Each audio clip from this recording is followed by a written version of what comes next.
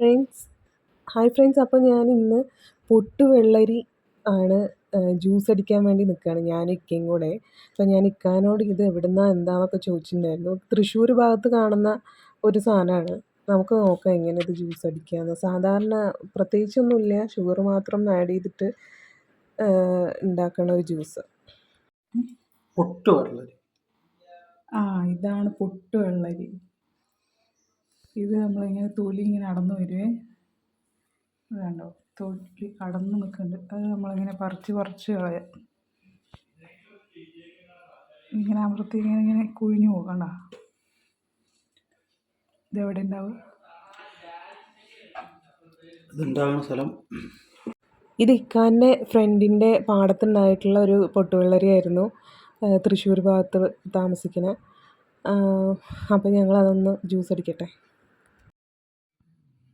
ഇങ്ങനെയാണ്, ഈ രൂപത്തിലാണ് ഉണ്ടാവുക.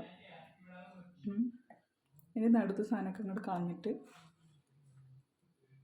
കുരും പിന്നെ എന്തെന്ന് പറയുന്നത് ബാക്കി സാധനം ഇങ്ങനെയുള്ള സാധനമാണ് ഇതിൽ ഇടുക. ഇങ്ങനെയാണ് ഇരിക്കുന്നത്.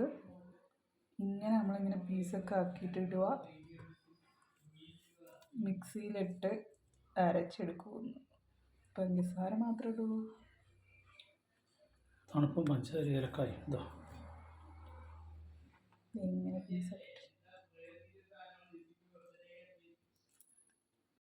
നല്ല പാകമായതുകൊണ്ട് ഇത് പിടിക്കാനും കൂടെ കിട്ടില്ല, അത്രയും സ്മൂത്താണ് കേട്ടോ. പഞ്ഞി പോലെയാണ് ഇരിക്കുന്നത് കൈ കൊണ്ട് പിടിക്കുമ്പോൾ. കണ്ടില്ലേ, നമ്മൾ വെറുതെ കൈ കൊണ്ട് പൊട്ടിച്ചിട്ടാൽ മതി.